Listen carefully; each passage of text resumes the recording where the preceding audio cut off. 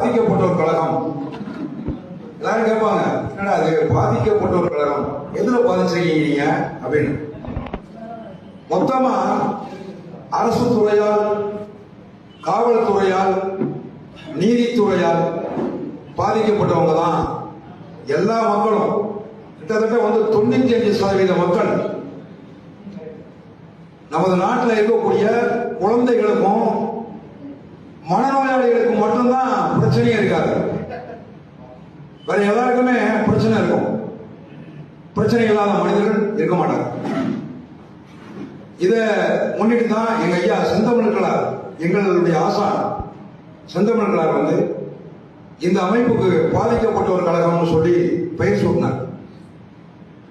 இந்த அமைப்பு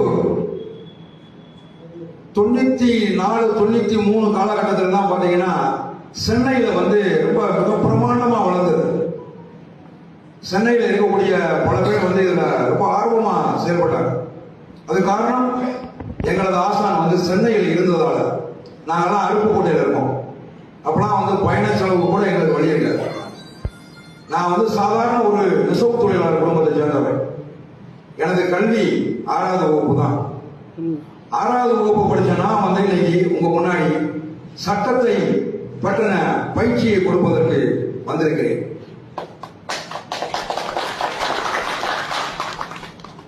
இந்த பெருமைக்கு காரணமே எங்க ஐயா செந்தமிழர்களார் தான். எங்க ஐயா செந்தமிழர்களார் 6வது வகுப்பு தான் படிச்சிருக்காரு. இதை விட ஒரு சிறப்பான விஷயம் சொல்றேன். அவர் போராட்டங்கள்ல அவர் கலந்துகிட்ட போராட்டங்கள்லாம் நெடியது, ரொம்ப நெடியது. இருந்தாலும் அவர் இடைவிடாம தொடர்ந்து போராடுவார். ஒவ்வொரு நிமிஷமும் போராட்ட சிந்தனை தான் இருக்கும். பத்திரிகையில் ஒரு செய்தியை படிச்சுட்டா போதும், உடனே நீதிபதிக்கு கடிதம் எழுதிடுவார். உயர் நீதிமன்ற நீதிபதி, மாவட்ட நீதிபதி, லோக்கல் எந்த சரௌண்டிங்ல குற்றம் நடந்திருக்கோ அந்த பகுதியில் இருக்கக்கூடிய நீதிபதிகளுக்கு, காவல் நிலையங்களுக்கு கடிதம் எழுதுவதையே வழக்கமான பணியாக கொண்டு இருந்தார். அவருக்கும் இப்ப நம்ம ஐயா காட்டினாரு, ஊனமுற்றவர், காது அவருக்கும் கேட்காது. எங்க ஐயாவுக்கும் காது கேட்காது. மிஷினும் மாட்டிக்க மாட்டாரு. அவர் மிஷின் மாட்டிக்காம போய் கூட்டு போறாங்க போலீஸ்காரங்க அப்படின்னா அவங்க சொல்றது இவருக்கு காதுலயே கேட்காது. ஆனா இவர் சொல்றதை மட்டும் அவங்க கேட்டே தான் ஆகணும். அந்த மாதிரி ஒரு சூழ்நிலையை உருவாக்கி வச்சிருப்பாரு. ஏன்னா இவர் பேசுற கூட சட்டம் தான். சட்டத்தை தவிர வேற எதுவும் பேச மாட்டாரு. அப்படி என்னங்க சட்டம், சட்டம்னா என்னங்க அவ்வளவு பெரிய விஷயமா அப்படின்னு சொல்லி எல்லாருமே ஒரு மிகைப்படுத்தி பார்க்கக்கூடிய ஒரு சூழல் தான் இருக்கு. சட்டம்னா என்னங்க? சட்டம், சட்டம்னோடனே எல்லாருமே ஒரு மாதிரியா இருக்கும். அது ஒரு பெரிய விஷயம். அதெல்லாம் யாருமே பக்கத்திலே போய் நெருங்கிட முடியாது. அது ஒரு இருட்டடை அப்படியெல்லாம் புளியிட்டு இருப்பாங்க. எங்க ஐயா சொல்வார், ரொம்ப எளிமையா சொல்வார், சட்டம் ஒரு வெளிச்சமான அறை.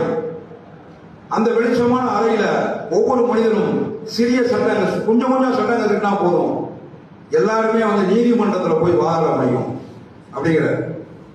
அது எப்படி முடியும்? அதுதான் உண்மையும் கூட. எப்படின்னு கேட்டீங்கன்னா, மனிதனுடைய வாழ்வியல் நெறிமுறை தான் சட்டம்.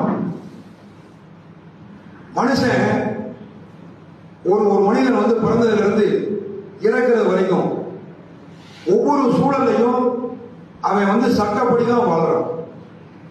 மனிதன் மட்டும், மனிதனுக்கு வாழ்கின்ற மனிதனுக்கு மட்டும்தான் சட்டமா? மற்றவங்களுக்குலாம் இல்லையா?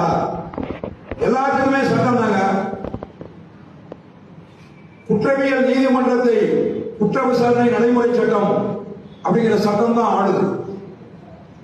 அதே போல ஒவ்வொரு நீதிமன்றத்துக்கும், உரிமைகள் நீதிமன்றத்துக்கு உரிமைகள் விசாரணை முறை சட்டம், அதே போல நுகர்வோர் நீதிமன்றத்துக்கு, அதே போல காவல்துறைக்கு police standing order, PSO police standing order, காவல் நிலை ஆணை அப்படிங்கிற இந்த சட்டங்கள் தான் ஒவ்வொரு அலுவலகத்தையும் ஆட்டி படைச்சிருக்கு. ஒவ்வொரு அலுவலகத்துக்குள்ளேயும் இந்த விதிமுறைகள் தான் பின்பற்றப்படுது. அதை பின்பற்றாங்களா இல்லையா அப்படின்னு பார்க்க வேண்டிய கடமை நமக்கு இருக்கு. பொதுமக்களாகிய நாம தான் அதை நுகர்றோம். அப்படிப்பட்ட நாம இது ஒன்னொன்னையும் நம்ம பார்க்கிறோமா? அந்த கவனத்தை நாம வந்து கொள்ள வேண்டியது. வருவாய்த்துறையில் நீங்க பாத்தீங்கன்னா கூட்டம் அங்கதான் இப்போ ஓவரான கூட்டம், பட்டா பெயர் மாற்றம், இன்னும் அவங்களுக்கு தேவையான ஒவ்வொரு அரசு நல திட்ட உதவிகளையும் கேட்டு பொதுமக்கள் அனுதினமும் படையெடுத்து போயிட்டு இருக்காங்க. அங்க பாத்தீங்கன்னா collector office, tahsildar office, RTO office, இந்த இடங்கள் எல்லாம் பூரா பாத்தீங்கன்னா கூட்டம் மொச்சிட்டு கிடக்கும் ஈ மாதிரி. அப்படி ஈ மாதிரி மொச்சிட்டு இருக்கிற கூட்டம் என்னைக்குங்க வந்து குறை இல்லாம இருக்க போறாங்க? எப்படிங்க அவங்க எல்லாம் மாற்ற முடியும்? முடியுமா அது? இந்த கேள்வி எல்லார்கிட்டையும் இருக்கு. அந்த கேள்விக்கு விடை சொல்வதற்காக தான் எங்கள் பாதிக்கப்பட்டோர் கழகம் நுட்பமாக ஒவ்வொரு சட்டங்களையும் ஒவ்வொரு மனிதர்களுக்கும் கற்றுக் கொடுத்துட்டு வருவாய் நிலையாணை அப்படின்னு சொல்லிட்டு ரெவென்யூ ஸ்டாண்டிங் ஆர்டர். இந்த ரெவென்யூ ஸ்டாண்டிங் ஆர்டரை அது வந்து ஒரு 4 தொகுதி இருக்கு. கிட்டத்தட்ட வந்து ஒரு 2000 பக்கங்கள் இருக்கும், குறையாம இருக்கும்.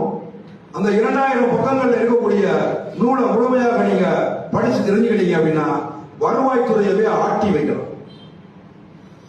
இன்னைக்கு இருக்கக்கூடிய மக்கள்ல பெரும்பாலான மக்களுக்கு சிவில் தாவா இல்லாத மக்களே இருக்க மாட்டாங்க. அவன் சொத்து பத்தி இல்லைன்னா கூட பாத்தீங்கன்னா குடுக்கல் வாங்கல கூட தகராறு இருக்கும். அதுவும் ஒரு சிவில் தாவா தான். குறிப்பா சொல்றேன். இப்ப இந்த மாதிரி வந்து பிரச்சனையோட வாழ்ந்துட்டு இருக்கக்கூடிய மக்களுக்காக தான் எங்க பாதிக்கப்பட்டவர்கள்